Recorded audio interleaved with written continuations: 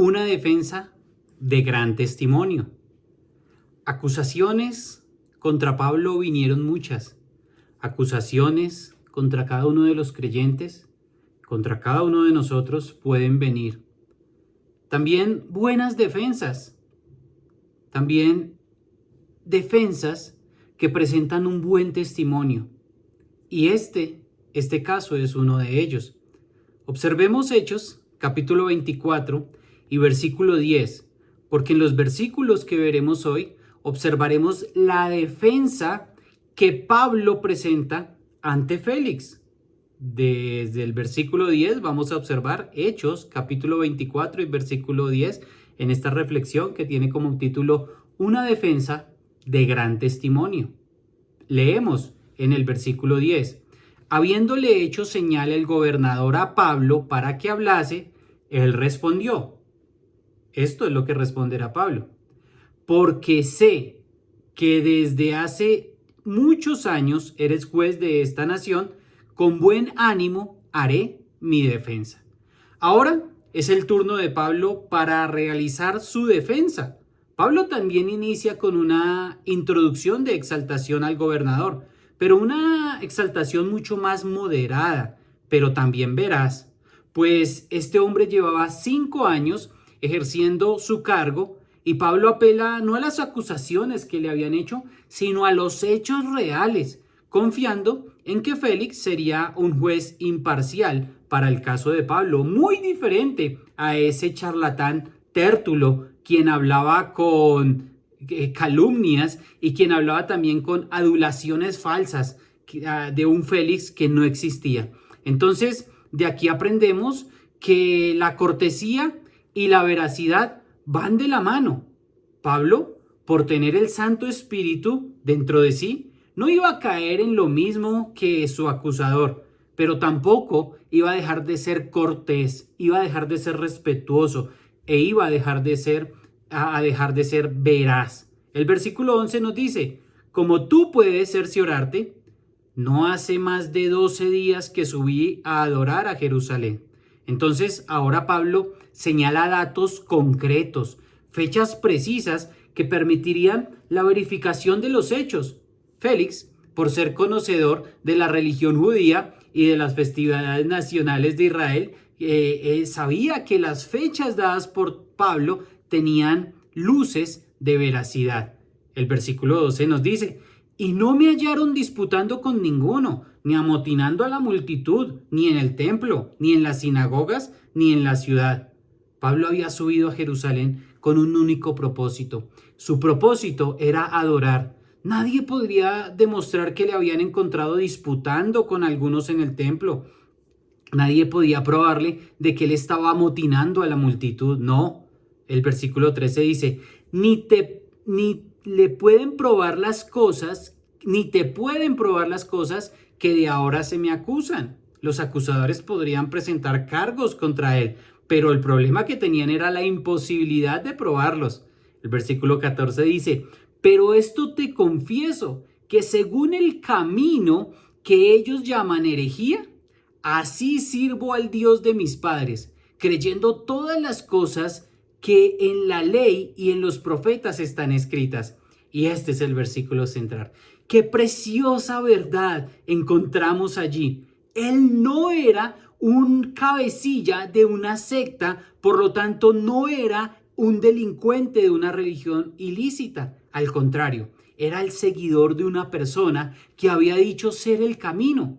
Ese era Jesucristo. Además era un creyente del Mesías prometido, Mesías que los mismos judíos esperaban. Mira, él dice, yo sigo según este camino. Ellos llaman herejía, pero yo estoy sirviendo al Dios de mis padres. Yo estoy creyendo en todas las cosas que dicen la ley, los profetas. Sobre ese camino están escritas cosas. Y esto es algo precioso, mis hermanos. Es algo precioso porque el camino está siendo anunciado en el Antiguo Testamento. Ha sido observado en los evangelios y ha sido revelado también allí. El Señor Jesús, cuando iba con los caminantes de Maús, les dice lo mismo exactamente, les muestra todas las cosas que en la ley, en los profetas y en los escritos están dichas con respecto a Jesús. Y esto es precioso. Entonces el versículo 15 dice, teniendo esperanza en Dios, la cual ellos también abrigan, de que ha de haber resurrección de los muertos, así de justos como de injustos. Versículo 16. Y por esto procuro tener siempre una conciencia sin ofensa ante Dios y ante los hombres. Pero pasados algunos años, vine a hacer limosnas a mi nación y a presentar ofrendas. Una vez más se devuelve a su defensa de que él no ha intentado profanar el templo. Son acusaciones falsas lo que se han hecho contra Pablo. Él en ningún momento ha intentado profanar el templo. Él solamente vino a hacer limosnas, a presentar ofrendas a su nación, a su propia nación.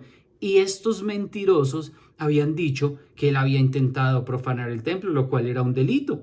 Versículo 18 dice, estaba en ello cuando unos judíos de Asia, es decir, ni siquiera eran judíos de ahí de Jerusalén, unos judíos de Asia me hallaron purificado en el templo, no con multitud, ni con alboroto. Estaba haciendo algo sencillo, algo natural en el templo. No era un amotinador de los judíos y no era un reo de alta traición, como fue acusado por este hombre Tértulo. No, esa acusación también fue falsa. Entonces, él no era un amotinador de los judíos, tampoco era un reo de alta traición. Y lo que nos dice el versículo 19 es que ellos, esos que le acusaron, esos judíos de Asia que le sacaron del templo, que le acusaron de un amotinador, cuando él estaba apenas con 4 o 5 personas allí en el templo. Entonces ellos deberían, como dice el versículo 19, ellos deberían comparecer ante ti y acusarme si contra mí tienen algo. Y podríamos añadir, si contra mí tienen algo comprobable. No era comprobable estas acusaciones.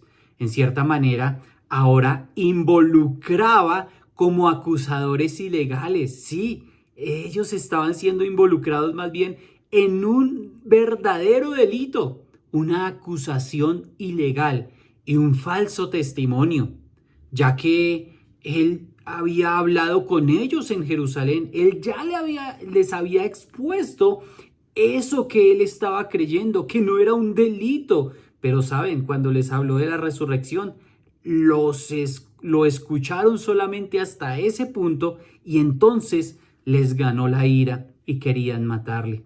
Versículo 20 nos dice lo siguiente, entonces deberían comparecer ante ti para acusarme, o digan estos mismos si hallaron en mí alguna cosa mal hecha. En otras palabras, si hallaron en mí algún delito verdadero, cuando comparecí ante el concilio, cuando comparecí ante el Sanedrín. Él no dijo nada incorrecto, él no dijo algo abusivo o pecaminoso realmente en contra de la ley. Mira el versículo 21.